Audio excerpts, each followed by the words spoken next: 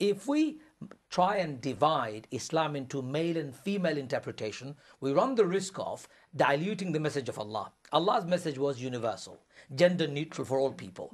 I don't think we need a feminist interpretation, just like we don't need a masculine interpretation. We need interpretations that are authentic, that are loyal to the text, that are contextual, that refer to the 1,000-year history that we have, and great number of scholars that we have had over the years. There is a good book called Tahrir al-Imra'at fil Islam bil Quran wa Sunnah.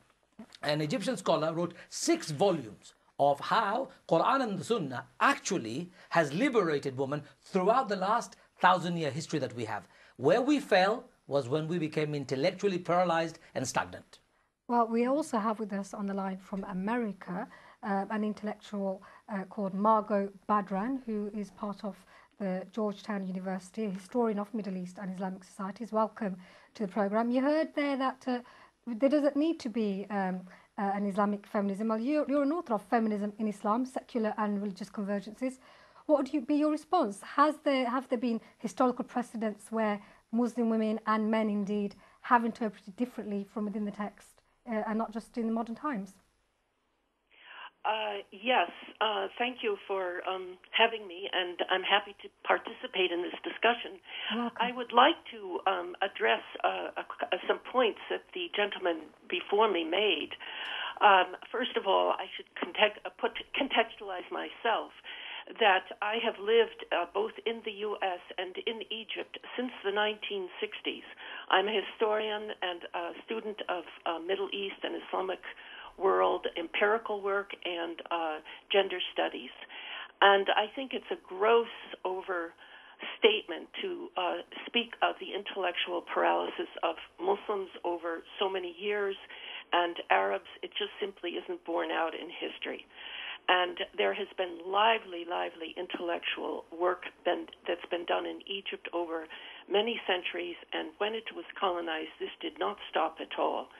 And I think also to blame everything, even if one takes the premise of stagnation, to blame it all on colonial experience is also to remain in the trap and enthrall of colonialism. So could you give examples of this lively intellectual? Okay, so let me give you an example. Most people know the name Sheikh Mohammed Abdu from Al-Azhar University, and he eventually became a mufti of Egypt.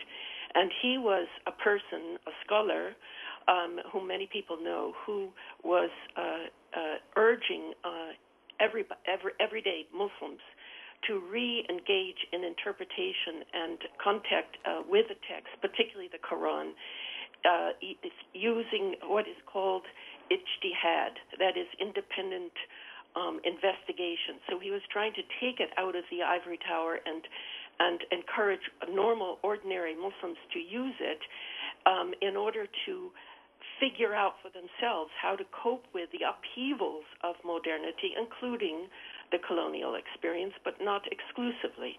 And an example, in relation to texts relating to women in particular, because we're focusing on the program, exactly, gender in Islam, how would that relate? That is just about what I was about to say. In the 1890s, for example, there was a meeting. They called it a salon, like a nedwa, like a regular monthly meeting of women. These were women, upper class women, upper middle class, and they engaged in rethinking and relooking at the religious tradition, and they were particularly concerned with imposed faith veiling, which and their imposed segregation and seclusion in the house. And to make the story short, they concluded that this was a cultural imposition in the name of Islam, but was not a religious requirement. They also used ijtihad to argue for advances in education and in work and in political rights. And they gained many of these advances in the 20s, 30s, 40s, and political rights came in the 50s. Well, thank you, Margot. We'll come back to expand on that, but I'd like to bring in Ruqaiya, who's been patiently waiting here. You're a convert to Islam, yes, so you've seen it from both ends. You've seen the stereotypes, but also the realities. What would you say your experience bears up to the fact that the rhetoric matches the reality within the Muslim community, or is it otherwise? Well, first I would say I'm really fairly a simple, straightforward person. And when you come into Islam without any Islamic background at all, you have a certain freedom, which born Muslims don't have. You know nothing. You sort of come into it, it's a fresh page. And you tend to study the Quran. You then, if you can get hold of the Hadith collections, you look them up. And I was a theological scholar anyway. My interest was in this. So I managed to acquire these collections for myself. And then you get to meet the Islamic communities, and I have travelled widely, many different Islamic countries, and seen how different Islam is in each area due to the culture of the Muslims. Now, I settled in the north of England, where I would suppose the majority Muslim culture there tends to be Pakistani, Bangladeshi, from that background. And as I came into Islam and I knew more about Islam, I was rather surprised at some of the practices that were going on in these very pious, very devout Muslim homes, which bore no relation to me, to what Islam actually was. So the people are being sincere, but they're passing on information to the next generation. Yes, that this is what Islam says. I would never say these people weren't sincere. I'm sure they were extremely pious. But things like the forced marriage issue in the Asian community and the female genital mutilation issue in the Somali Egyptian background seemed to me to have nothing whatever to do with Islam, and in fact to be the very opposite of Islam. So it fascinated me to try and work out where these interpretations had come from. And then you start to read books, you read what's been put about. And I would say, just to take a small example, the most infamous verse, of course, is the one that gives Asian men the right to beat their wives. Now, why do they think they've got the right to beat their wives? Well, it's in the Quran. There is this verse which specifies that. And it's a verse that I found very troublesome, because you've got 3 words in that particular verse. Khawam, which is often interpreted as a sort of overseer or master. And then the wife can commit nushuz, which is disobedience. And the penalty, if she does commit this nushuz, is that she can be told off, put to a separate bed, and if she won't toe the line, beaten. Now, the word for that is daraba. And I understand, although I'm not an Arabic scholar, but there are at least 58 translations of the word daraba, many of them.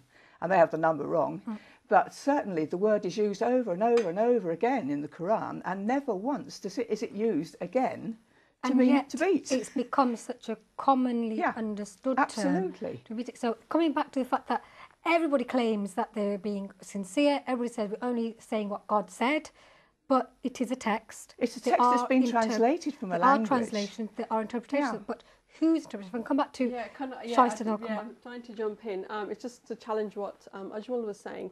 I do think more female interpreters are needed, and I think as soon as you have Muslim women interpreting the Quran, they're labelled as feminist and is seen as a negative connotation around that. And I think we need to stop that.